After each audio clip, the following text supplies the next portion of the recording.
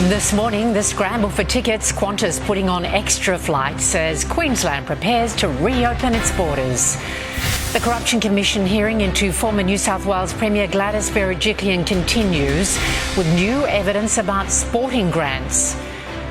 A nationwide alert issued for 4-year-old Cleo Smith, feared abducted from her family's campsite in WA. And the Olympic flame lit for the Winter Games in Beijing, but security could not prevent an anti-China protest. This is 7 News with Ann Sanders. Good morning. Qantas is scheduling extra flights into Queensland as the Sunshine State prepares to open to fully vaccinated travellers by the 17th of December. There's now concern about when international visitors will be allowed into Queensland and what quarantine arrangements they'll face, as Ben Murphy reports. Good morning. Queensland has its pathway out of the pandemic with the roadmap released by the state government, though it has come under some criticism from the Brisbane Airport Corporation, particularly concerned about the impacts on international tourism. That's because there are higher burdens placed on people arriving from overseas as opposed to interstate, and Brisbane Airport thinks that this could see international airlines pull out of the Queensland market, which they suggest could take years to recover. For those interstate, though, particularly people who've been stranded for some time, there is undoubtedly some certainty with this plan being released. December 17 is a pivotal date. People can mark that in their calendars because at that point, interstate arrivals can come into Queensland and they will not have to quarantine. That is provided they're double vaccinated. If we can lift our vaccination rates, and the onus, like you said, Nat, is now on every single Queenslander to ensure that they're vaccinated, then I am sure that families will enjoy being reunited in December. So it's good news. A lot of family and friends in other parts of the country, and spoke to Alan Joyce yesterday, assured me he's going to put the additional flights on to ensure that those reunions can happen. Parts of Queensland are struggling to keep up when it comes to vaccination numbers, particularly regional areas like Mackay and Gladstone. The state government has today launched what it calls a Vaxathon. It will see the Premier and her ministers travel around to regional centres in order to try and bolster Queensland's vaccination rates. And with Fortress Queensland finally unlocking, residents in Victoria and New South Wales are scrambling to book flights to the Sunshine State. Christy Cooper is in Melbourne. Good morning, Christy. There'll be more freedoms there this Friday. Yeah, there certainly will be, Anne, and something else that we can feel a little bit hopeful about is a slight drop in our numbers today. 1,749 new cases, a little bit lower than the last few days. Everyone will be holding their breath, hoping it's the start of a downward trend. Unfortunately, however, there is enormous pressure still on our hospitals, with now even some of the most urgent surgery having to be postponed. A big jump in hospital numbers today, more than 100 more than yesterday. We're currently at 784 Victorians in hospital with COVID, 189 of those in ICU, 50 more than yesterday, and now 100 are currently on ventilators. But Victorians do have a lot to look forward to with the end of a marathon lockdown due in just 2 days. Small business owners are now scrambling to try and work out how they can possibly trade outdoors. The government announced grants of more than $50 million in total to help small businesses move their trading onto the footpaths. They include things like hairdressers, beauty salons, gyms and clothing stores. But many of those small business owners say it is entirely impractical for them to trade outdoors. If you can imagine someone trying to cut hair in the wind. Some other things we can look forward to, as you mentioned earlier, travel to Queensland. Victorians are also scrambling to book their flights with the news that they'll be able to get over to see family and friends and some sunshine in time for Christmas, December 17th, for those who are fully vaccinated. In terms of our vaccination rates, now more than 67% of Victorians are fully vaccinated, and we're just a day or two away from hitting 90% first dose target for those over 16, Anne. Christy Cooper in Melbourne. Thanks a lot, Christy. COVID cases continue to fall in New South Wales. The state recorded 273 new COVID cases and 4 deaths. More than 92% of the eligible population has received a first dose of a vaccine and 81.6% are double dosed. I'd like to urge that both those that are fully vaccinated and those that are not vaccinated need to come forward if you've got COVID symptoms. Premier Dominic Perrottet today announced the largest financial package for victims of domestic violence in the state's history. An additional $484 million will be provided for around 75 extra refuges for women and children fleeing domestic violence. The corruption hearing into the conduct of Gladys Berejiklian has resumed in Sydney. The former Premier was seen this morning greeting neighbours after enjoying some retail therapy as evidence got underway. The former Executive Director of the New South Wales Office of Sport, Paul Dawn, is testifying about funding requests from Ms Berejiklian's then-boyfriend, disgraced MP Daryl Maguire. The Commission is investigating whether the former Premier turned a blind eye to alleged corruption from Mr Maguire over $35 million worth of government grants. Scott Morrison is closing in on a deal for net zero emissions by 2050, with some Nationals conceding they can't stop the Prime Minister from taking the commitment to Glasgow. Political reporter Jennifer Beshwati joins us now live from Canberra. Hi there, Jen. There's still no formal agreement. No agreement yet, and the Nationals are certainly taking their time on this, but understand time is not on their side. The Prime Minister heads to Glasgow in 2 weeks and will take a commitment of net zero emissions by 2050, whether the Nationals like it or not. Discussions are ongoing, but there were no fireworks in the Coalition party room this morning. It wasn't even on the agenda. 7 News understands only one MP raised the issue, and that was Matt Canavan, who conceded this morning he may lose his fight.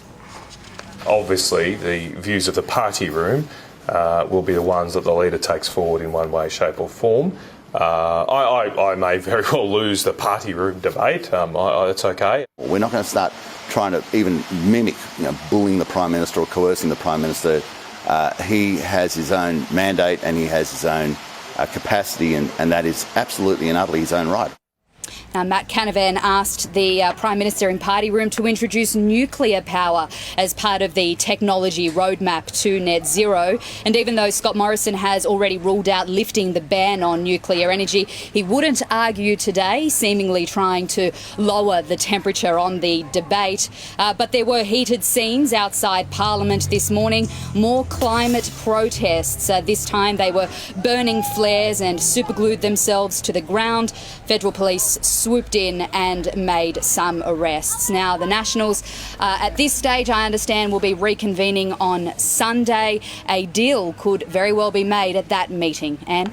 Jen Beshwati in Canberra, thank you very much. The grim search for missing 4-year-old Cleo Smith has been suspended due to bad weather, but detectives say they haven't ruled out the possibility she's been flown out of WA. The little girl vanished from the family tent at a remote campsite in the state's northwest. Homicide detectives have now joined the search. Ben Downey reports. Good morning. Yes, homicide squads and forensic crews have been dissecting the family's campsite in case the frightening prospect that little Cleo was taken is true. Time is very much the enemy now as the search and investigation continues 4 days after Cleo in her sleeping bag vanished from her family tent 900 kilometres north of Perth without a trace. The marine search has now been suspended, but SES squads are still searching the coastline and scrub surrounding where the family was staying at the Blowholes campsite. Police are now appealing for anyone who has visited the campsite or been near there from Friday through Sunday to come forward, but there's been no breakthrough yet. Look, it's 3 days down the track now. She potentially could be anywhere. That's why we are just calling for the public's assistance anywhere. We're hoping to get this messaging out nationally. Detectives are leaving no stone unturned as well. Yesterday, Cleo's biological father, who lives south of Perth, voluntarily came in for questioning. It's important to stress we're not suggesting he had anything to do with Cleo's disappearance. He says he just wants to do anything he can to help the search. When the search resumes, weather will be the big issue. Strong wind and rain are going to be hampering the effort. It's the last thing police or Cleo's family needs right now. The Olympic flame for the Winter Games in Beijing has been lit to mark the journey to China. The ceremony in Greece couldn't escape the attention of protesters, as Stu Whitfeld reports. Everything was going so smoothly for the Greek actress playing the High Priestess in the traditional ceremony in the ruins of ancient Olympia. Xanthi Georgiou managed to light the Olympic flame very quickly. Within just a few seconds, the beautiful sunny day in this part of Greece made it relatively easy, but it was overshadowed by protesters who'd managed to scale the perimeter fencing, unfurling banners calling the Beijing Games the Genocide Games and the Tibet flag too. Their protest easily heard on the official broadcast. How can Beijing be allowed to host the Olympics, given that they are committing a genocide against the Uyghurs? You see security rush past the actresses, the protesters quickly arrested. This issue of China's human rights record is a thorny one for the IOC, who've been essentially saying they aren't a world government. Thomas Bach, in his speech to the ceremony, saying, quote, "The Olympic Games cannot address all the challenges in the world." The torch relay is now underway, albeit quite truncated here in Greece. Usually it would go for a week-long tour of the country, the home, of course, of the Olympic Games. But this year, just 3 torchbearers at ancient Olympia, including 1 Chinese athlete. The flame tonight here in Athens, the Greek capital, at the Acropolis, before it's handed over to Beijing organisers tomorrow, local time here. 108 days now until the Winter Olympics. Next in 7 News, former US Secretary of State Colin Powell passes away after contracting COVID. And big changes ahead for the Wiggles. A new yellow Wiggle joining the lineup.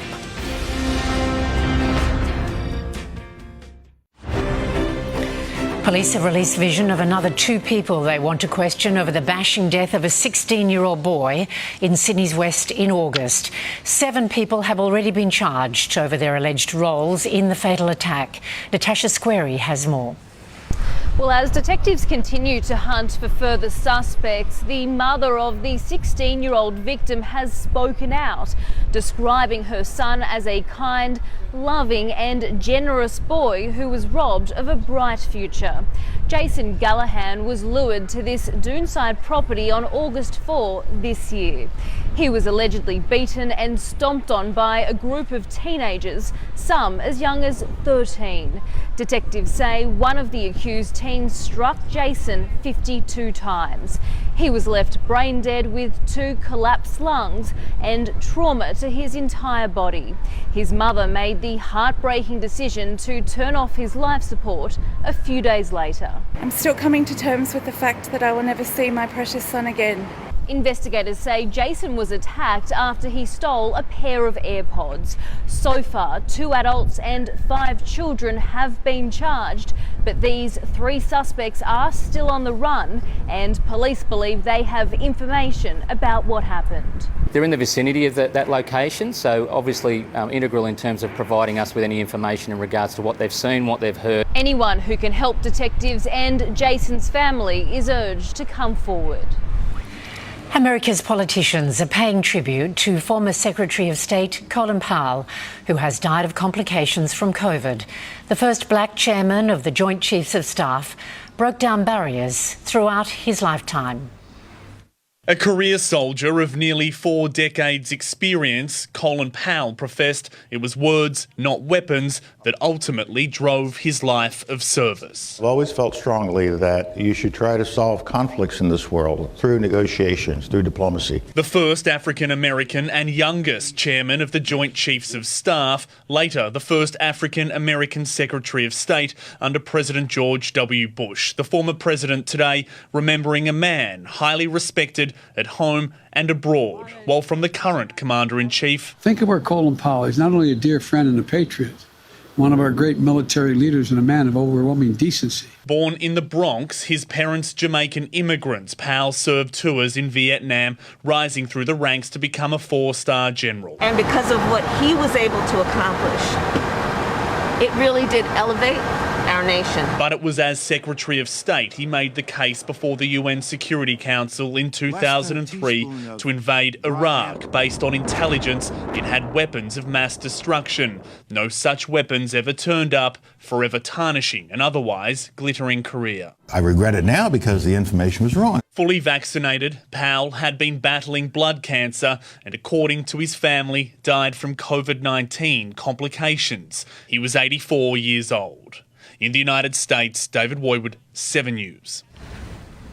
Dramatic video has captured the moment a house was swept away by raging floodwaters in southern India. The home was one of several washed into a swollen river. At least 26 people have been killed in floods and landslides as rescuers search through muddy debris looking for survivors. There's some good news for consumers as Australia continues the path out of COVID. Let's bring in Network Finance Editor Gemma Acton. Good morning, Gemma. Used car prices are finally falling. Good morning, Anne. Yes, finally. This is the first pullback we've seen in used car prices since before the pandemic really took hold here in early 2020. Prices dropped in both August and September to now be around 5% lower than where they were at their peak in July. Now, they're still extremely elevated, around 36% higher than they were at the start of last year. And the recent drops are likely just due to the long lockdowns in our biggest states. Given the ongoing global shortage of semiconductors, which continues to delay new car production, we are unlikely to see prices for used vehicles really come back down to earth anytime soon. And let's turn quickly to the ASX 200. It has cracked back through 7,400 points, led higher today by technology stocks and healthcare companies. Meanwhile, the Aussie dollar has bounced off its overnight lows to now be buying 74.2 US cents. Anne. Gemma Acton reporting. Thank you, Gemma. After 11 years as the Yellow Wiggle, Emma Watkins is leaving the iconic children's group. The first female member says she wants to devote more time and energy to her other passions. She'll be replaced by 16-year-old world champion dancer Sahai Hawkins. I've been with the Wiggles for 11 years and I really would love to take this opportunity to thank my fellow Wiggles, Lockie, Simon and Anto, and the OG Wiggles, Greg, Murray and Jeff, for giving me the opportunity to be a Wiggle. It's definitely big shoes to fill, but I'm so ready for the challenge. It's surreal. I mean, it's definitely a dream come true. Sahai is no stranger to Wiggles fans, appearing in their spin-off series Fruit Salad TV. Next in 7 News, we'll have sport with Matt Carmichael, including the retirement of an Australian Paralympic legend. Also, one of the rarest feats in cricket history at the 2020 World Cup.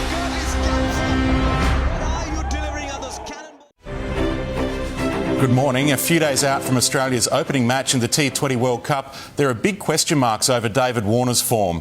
Adam Zampa and Kane Richardson were the best of the Aussie bowlers in New Zealand's 7 for 158 last night.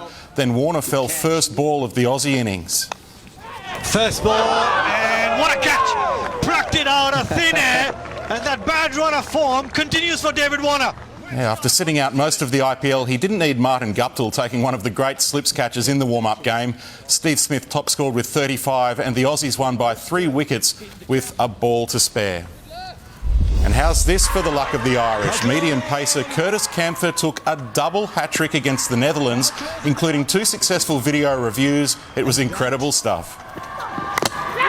There's another one, 4 and 4. Curtis Campher. What are you delivering? Are those cannonballs or cricket balls? Campher's the third man to take a double hat-trick in international T20. He kept the Dutch to just 106, and of course he capped the day off by hitting the winning runs. Cox Plate favourite Zaki put on another eye-catching gallop at Moonee Valley this morning. Connections chose barrier 6, the same winning barrier for both the Winks and last year's victor Sir Dragonet. Trainer Kieran Maher will saddle up Gold Trip with Damien Oliver on board. He's a real quality horse, so, you know, Zaki's obviously going to be hard to beat, but hopefully we're unveiling a new Zaki. The 5-year-old French stallion is 4th favourite and will start from barrier 3. Red Bull's Sergio Perez had a fun day out on the streets of Dallas. The Mexican took his F1 car for a spin ahead of this weekend's US Grand Prix, and just 47 days to go now before the delayed Bathurst 1000. Erebus have unveiled the livery for the Richie Stanaway Greg Murphy wildcard entrant as the Kiwi great makes his comeback. One of the great champions and leaders of Australian sport has announced his retirement. Through his sprinting career, Scott Reardon stood proudly at the forefront of the Paralympic movement and its surge in popularity. The young boy who lost a leg in a tractor accident on the family farm went on to become a 100 metres gold medalist at the Rio 2016 Games. Scotty fought injury to race one more time in Tokyo and be there when his wife Vanessa Lowe won long jump gold for Australia. absolute privilege to have met and had a fair bit to do with Scott and Vanessa over the years, and I'd like to just say congratulations on a sensational career. He's a great man. Yes, well, that's saying something because you've met quite a few sporting heroes. Yeah, definitely. Thanks a lot, Maddie. Next in 7's Morning News, we'll have the national weather forecast for you. The Sydney Opera House has provided a spectacular backdrop for a special tribute to frontline workers. A series of images of our health and emergency service workers was projected onto the sails of the famous landmark overnight. Let's have a look at the national weather now, and troughs are triggering showers and storms in eastern Tasmania, Victoria, eastern New South Wales and southeast Queensland. Looking at the national capitals for today, Brisbane, a possible storm and 26 degrees, Sydney showery and 21, Canberra showers, a top of 16, a possible light shower, 18 for Melbourne, Hobart showery and 13, Adelaide sunny 25, Perth rain 21 and Darwin partly cloudy and 35. That's 7 News to now. We'll keep you up to date right throughout the day. Our next major bulletin is at 4 p.m. I'm Ann Sanders. Thank you for your company. Have a lovely day.